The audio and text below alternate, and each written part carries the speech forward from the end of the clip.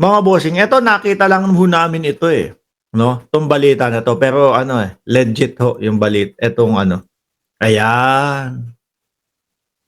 Biruin mo ano, hindi lang pala sa Pilipinas mga kababayan, kundi pati sa labas ng bansa ay, um, sabi ni Kian, B as in bobo.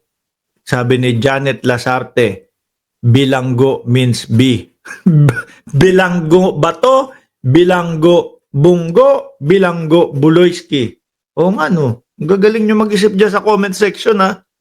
Oh, sabi dito, Philippine President Duterte's former economic advisor was a drug lord.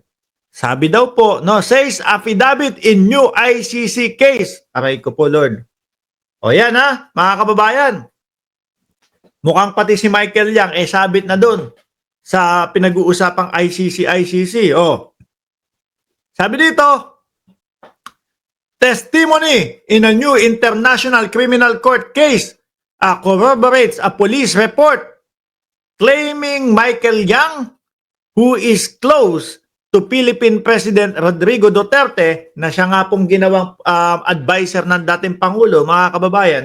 Sabi nung iba dyan, kaya ginawang ano yan sa advisor yan para hindi magalaw, para walang gumalaw. Di ba Angela Hero?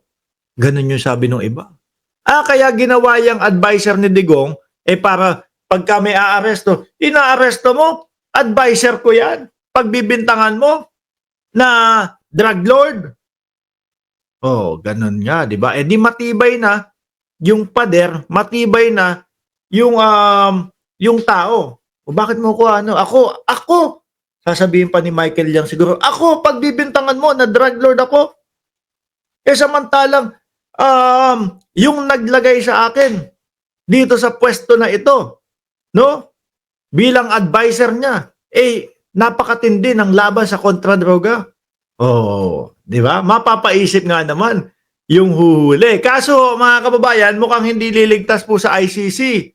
Oh.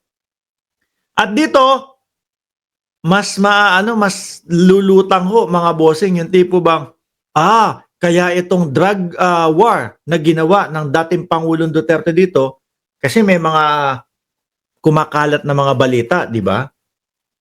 Na yung laban kontra droga daw ho, mga kababayan, is panakip ng dating Pangulong Duterte, no?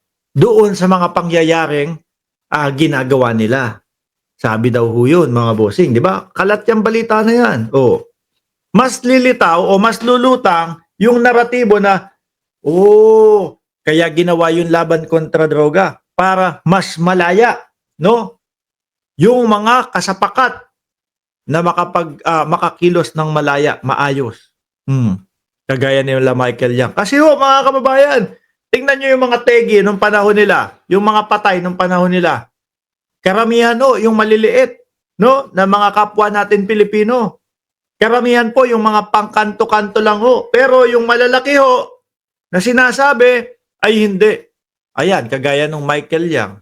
Pero sa mata ng ICC at sa batas ng ICC at doon po sa mga witness sa ICC, mga kababayan, hindi lulusot, no? Hindi lulusot. Sabi nung DDS ba to, alam na namin, you're late bro. Alam nyo na drug lord talaga si Michael Yang. Alam niya na pala, no? Alam niya na drug lord si Michael Yang. Yung sinasabi dito, sabi nung DDS. Okay lang, at least late kami, no? Pero kayo, alam niyo na pala, alam niyo na pala na drug lord yung si Michael Yang na ang naglagay para maging advisor si Duterte, okay pa din sa inyo? Di wow, saludo kami sa inyo. Who is close to Philippine President Rodrigo Duterte, ran Met Lab on the island of Mindanao. Aba, nasa loob din ng Mindanao, in the early 2000, Yang has since been linked to alleged procurement, corruption, and a Philippine Senate committee has suggested he could face criminal charges. At the same time, mga kababayan, kung di ho ako nagkakamali, pati Parmali, sabit yata si Yang. Eh, no? Testimony provided to the ICC has linked Yang to the narcotic trade in a city where Duterte was formerly mayor. Oh, grabe yun, ha? Doon talaga sa loob ng ano? Sa loob talaga ng Davao City? Oh, Duterte has led. Eh siguro, dito pa lang mapapaisip ka na, bakit sa loob ng Davao? No? Eh doon yung ano, kumbaga, di umano siguro, pinoprotektahan ng dating Pangulong Duterte. Dito ka sa syudad ko, walang gagalaw sa inyo. Pwedeng ganon. Di ba? Dito mo gawin yung laboratorio mo. Walang gagalaw sa iyo dito. Oh. Eh naging Pangulo, bukod sa mayor na, ako na bahala sa iyo. Political advisor kita. O, kung ano mang advisor kita, financial advisor kita, o whatever, kung anong advisor, mas lalong tumindi ang kapit. Di ba? Duterte has led brutal crackdown under the auspices of a war on drugs that critics have said is a cover of extrajudicial killing. Yung mga kalaban, tegi, pero yung mga kakampi, buhay. Tama ba? The ICC in mid-September opened the case on the drug campaigning as well as extrajudicial killing committed by Death Squad during Duterte's 2 decades as mayor of Davao City. Eh sabi, proud na proud daw yung mga DDS na, DDS ako! Yung pala ang ibig sabihin, mga kababayan, no DDS is ano? Death Squad. Davao Death Squad. Kaya yung mga DDS, sabi nila, DDS ako! Oh, proud na proud. Ibang klase. Ano ho? Yung pala, Davao Death Squad. Naging proud pa sila, mga bossing. Sabi ni Everest, tama ka, Dave Flores, tinaas ang term ng lisensya para sa mga Chekwa para magtagal sila sa bansa. Aba, grabe talaga, no? Tapos sasabihin sa atin ng mga DDS, magpasalamat kayo kasi ang haba na ng passport ninyo. Nagkalat naman ng droga. Patay naman yung mga kababayan natin. Oh, paano yun? Isa sa alang-alang na lang. Kasi yung passport nyo 10 years na bago mag-expire. Kasi yung lisensya nyo napakahaba na bago mag-expire. Yun yung mga nagawa ng dating Pangulong Duterte. Patay naman yung mga kapwa natin Pilipino na maliliit. Di ba? Miss Suplada. Eto si Miss Suplada. Maraming salamat po sa inyong super sticker. Miss Suplada, Miss Supladita Yuri, salamat po sa inyong super sticker. Kung wala silang ginagawa, dapat may transparency ang mga Duterte. Di yang nagbibintang sila at namamaliktad ng gawain nila. Oo nga.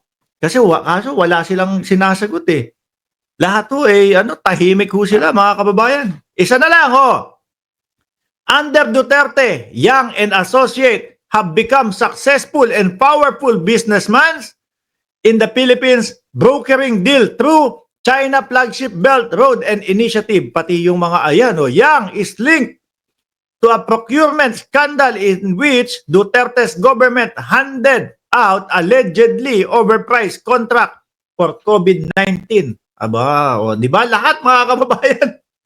Ay, Diyos ko po, Lord. Sabi ko sa inyo lahat pwedeng maungkat pagka yung uumpisahan na po ang hearing doon sa ICC. Pagka umpisa na po na ang kaganapan doon sa ICC Di ba ang yayabang pa ng mga DDS dati? Ano yung sinasabi ng mga DDS? Oy Mark, asa na yung pinagyayabang mo na ICC? Simula pa kay Buloyski yun. Oy Mark, akala ko ba mahuhuli na si Buloyski? O bakit wala nagtatago pa din? Mahina yung PNP mo. Ganon. Tapos nahuli si nag-iyakan. Sumunod dating Pangulong Duterte. Ayan. Sila, sabi, binabas nila ako. Mark, nasa na yung ICC? Ayun. Isang araw lang. No?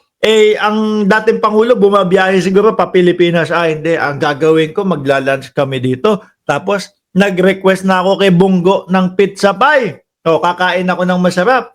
Paglapag, balik, lipad ulit. Di ba? O, yun ang ICC. No? Sabihin nyo naman, oh Mark, ganito sabihin nyo, oh Mark, nasa na yung impeachment ni Inday Sara Duterte? Dali! Ayaw nyo na? Natatakot na kayo magsalita ng ganon? Uy Mark, ano yung sinasabi mo? Na may impeach si BP Sara. Oh, ayaw nyo nang sabihin, ano? Baka, baka sa susunod, tawanan na naman namin kayo. So ayun, yung impeachment na sinasabi nyo, tapos na. Sibak na si Inday Sara Duterte. Bakit? Ayaw mga ipaliwanag lahat. Tapos kayo, nandiyan pa din kayo. Pero yun lang ang nakita kong pagbabago, mga kababayan.